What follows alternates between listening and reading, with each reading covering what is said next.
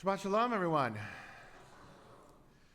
So aside from the verb to speak, which obviously, to speak or to say, which obviously is in almost every section of our Torah, what verb do you think is probably the next most frequent, especially in the book of Deuteronomy? Remember? It's a good guess, but it's actually not as frequent as some of the other verbs.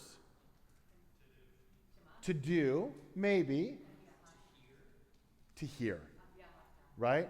To love is not as frequent. It's highlighted, but to hear is probably the next most frequent verb, especially in Deuteronomy. Right? And it's certainly a verb that takes on a lot of power and a lot of significance because we have the prayer Shema. But it's hidden throughout all of our text in a lot of different forms. And today, in this week's Parsha, it begins with that verb as well. So if we look at page 1037 in our Chumashim, it says, V'haya Eikev tishme'un. Tishme'un. It's actually a very weird grammatical format of Shema, right? And it will be after you hear et hamishpatim ha'ela, these rules, ushmartem, and you observe them, ve'asitem otam, and you will do them. Right? So you're going to listen, and you're going to observe them, and you're going to do them. That's sort of the order that we have here. What's the significance of the word Shema? Because I'm going to argue today that unlike pretty much any other religion at the time, and maybe even most religions today, we lean into the mitzvah of hearing, whereas many others lean into the idea of seeing. So what's the difference? As we say in the Talmud, my nafkamina, like what do we learn from that? What's the significance of our tradition leaning into this idea of hearing as opposed to seeing? And why might it be there? Yeah. Well, coming from, I know Marge often goes to her profession of as a therapist. Mm-hmm. So once a long time ago, I was a clinical audiologist, and now I'm in the accessibility sphere. And there are people who, quote, can't hear according to their audiogram, but they can still see. They can see captions. They can see sign language. It's how they are receiving a message so that they can internalize it, process it, and then follow it. So there's It's not just about your auditory nerve right. capturing the symbols. It's a much more holistic concept. So you've said two things, and I think both of them are important. First of all, there's a lot of different ways we take in information, right? Hearing is one of them, seeing is one of them, taste, smell, touch, right? Those are our senses. That's how we take in information. And what Diana was arguing is maybe the term here, to hear, Shema Yisrael, isn't just about solely the auditory sense, but maybe it's a more holistic idea of what that might mean. Okay, Darren? So I think about to see to me is would be in line with idolatry. You're seeing something, Good. and that's a big difference between hearing and the whole idea of Abraham and Judaism is rebelling against idol worship, and so even today, right? I mean, different even Christianity. There's a lot of symbols that they see, but hearing, you can hear God, you can hear your internal ideas too. So there's a lot more that goes with hearing beyond just, seeing something.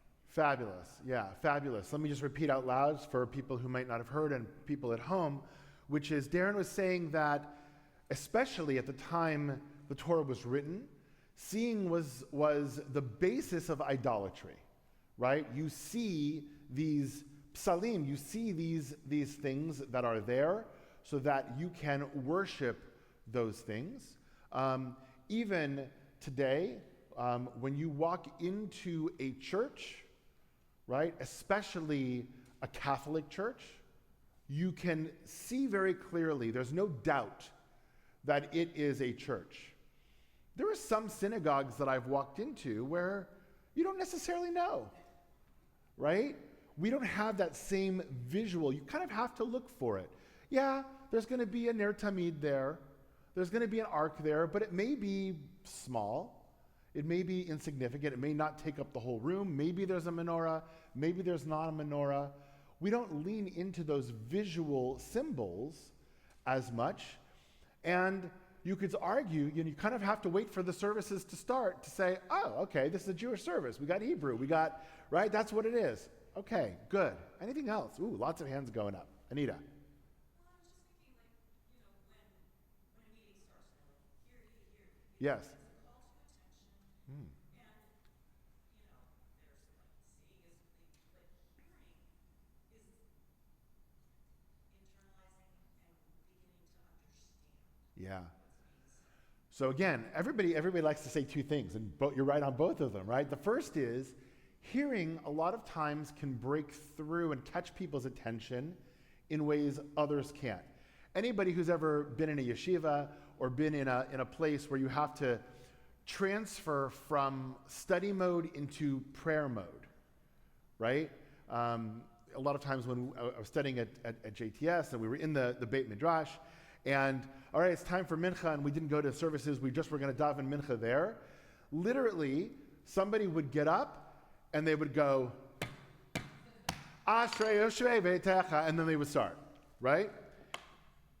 That's not good, that just came off. Okay.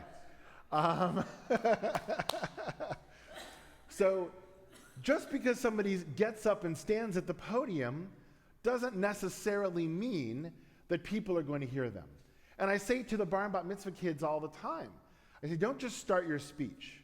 Start with Shabbat Shalom and pause for a second, because that actually makes people focus and listen to what it is that you're going to say. Because just because you're standing up there doesn't mean people aren't chit-chatting and people aren't doing other things, right? And the second thing you said, now I lost track of, was, that it helps understand what it is that's going on. Good. Yes. The thing that came to my mind is you can see other people doing it and then you're just copying it, but if you hear the word of God and follow it, you're doing it from an acceptance of God and understanding, not from watching other people. So you can see people doing it, and if you're just doing it, then you're just kind of doing what everybody else is doing, you don't necessarily have that internalization of it, as opposed to really hearing it maybe, and I think this is kind of what Anita was saying too, it brings that understanding to a different level. Ingram. I get the distinction between, I think I get the distinction between seeing and hearing, but what I'm not yet comfortable with is why is there no distinction between hearing and listening? Oh, there is. Yeah, there is a distinction between hearing and listening. Although the biblical Hebrew uses the same word for both, in modern Hebrew we have lishmoa and lehakshiv, right? And so there is a distinction there. They're two different words, but in biblical Hebrew we just use shema, and I would argue that it's not just about the mechanics of hearing something, but it's about truly listening. And look, let's be honest, right? We hear things all the time. We are living in an age where we are assailed with things that we're hearing all the time. But how much do we actually listen to? That's a different story. And so the word shema, right, that root, especially in this case, is not just about the act of physically hearing something, but it's actually about listening to what it is, taking it in through those ears, right? Taking it in and then internalizing it in some way. One more comment, yeah. So the first thing I said was that was very holistic and we're like looking through this telescope. But I'm also, in thinking and listening to what others have said, I'm also thinking about it a little bit as a microscope and situational awareness. Like I heard a lot of things. I hear whispering, I hear the air conditioning right now, the sound of it. Thank Baruch Hashem, I can hear all of this. This is good. Right. I heard a motorcycle go by. I sometimes will hear like a first responder. We don't know what it is. So we also have to process what we're hearing and say, okay, but now we're focused. We're dialing into like what you're saying, and not what's out there. So there's how you use your brain and your senses to know what safely, like to be safe and to be smart and to follow the instructions. Right. Like I don't need to know what's going on out there right now. So We have an interesting ability with our senses, right? And I'm going to argue that hearing, we can do this with sight too, but hearing is much more noticeable, right? Where we can be in a room and we can hear everything.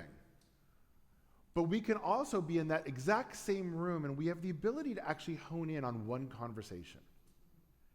So nothing has changed externally, and the same sound waves are hitting our ear, but we have the ability to go from this to this. And we can do it with sight a little bit as well, but it's harder. It's harder to do it with sight. So I want to bring a couple of things up in terms of this, because I think this is, was there a question? Yeah, I just wanted to add one more thing. When I think of seeing, I think it's very personal, a single interpretation, and hearing is more communal, because you can hear other people's voices, other people's opinions, other people's ideas of the same Interesting. that everybody's seeing. Interesting. So hearing is communal, whereas seeing is much more personal. Hold on to that thought, because I'm going to push that a little bit as we go. But I want to get to something else before I get back to that. So this idea that we have of hearing, right, is not unique to Judaism, but Judaism takes it in a very particular way, right? Judaism focuses on this idea of hear as opposed to know or believe or even see, right? It's hearing, it's taking this in. And I think it's because of how God interacts with us. First and foremost, and this is where Darren started, right? We do not have a visible God. Therefore, see is a hard word to use, right? Now, we have a God that communicates to us. So here, both literally and metaphorically, works for us. So already, it's shaping it based on the fact that God is not visible. It's what we read last week, right? The 10 Commandments was all about hearing. We heard, right? We heard the voice of God. So that's number one. Number one is hearing is not a uniquely Jewish way, but a specifically Jewish way of how it is that we engage with God. Number two, I'm going to argue that hearing has nuance to it and has levels to it. So I would say there's 3 different levels to it. One is hearing sound, right? The words reach us physically. That we can use the word hear for that. Hearing meaning, right? I hear what you're saying. When I say that to somebody, that's not just a statement of I am physically, my neurons are firing because those sound waves hit my ears. I hear what you're saying, and I hear the meaning behind it. And then this level that we're talking about here is hearing obligation. I now hear what I need to do. And hearing in that sense is almost understanding, right? I hear the sound, I get the meaning, and I understand now what it is that I need to do about it, are all built into this single word to hear. I hear you. I hear you. It's actually one of the things that we say as negotiators a lot. There's one thing that we don't say, and when you're learning to be a negotiator and you're in training, if you say this, the instructors will pounce on it in a second. We don't say, I understand. Because the reality is you probably don't. Right? How can I understand what this person is going through who has had a very different life, who has made very different choices? I really don't understand. But I can say, I hear what you're saying. I'm hearing you. And play with these three different levels. Right? I hear what you're saying. I hear the meaning. I hear what you're trying to convey. I hear the emotions behind it. I hear what's coming with that. We talk about active listening, right? And it's both in the negotiating world and the business world as well. Active listening.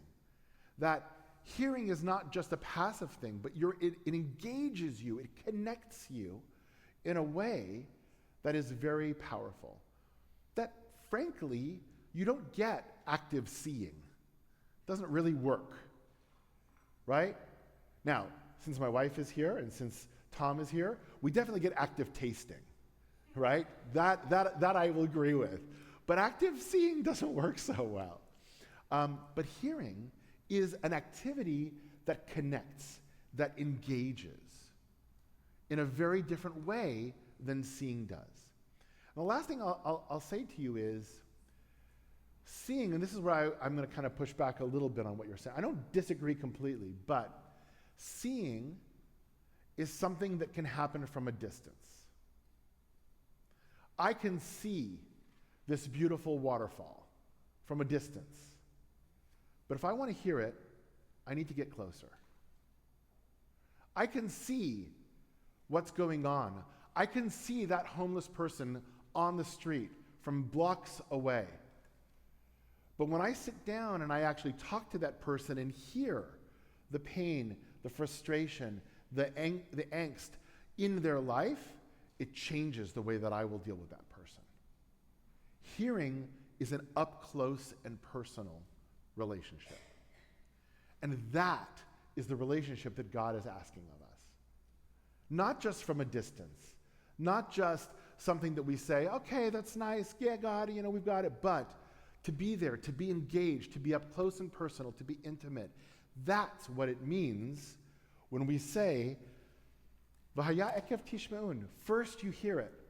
You hear these words. Then you keep them, you guard them, because you understand the reality, you understand the significance of what those words mean, and then you go out into the world and you do it. That makes sense in terms of this particular parsha. Any last comments before we actually read this section and hear all the things that we're supposed to be hearing? No? Beautiful. Shabbat shalom, everyone.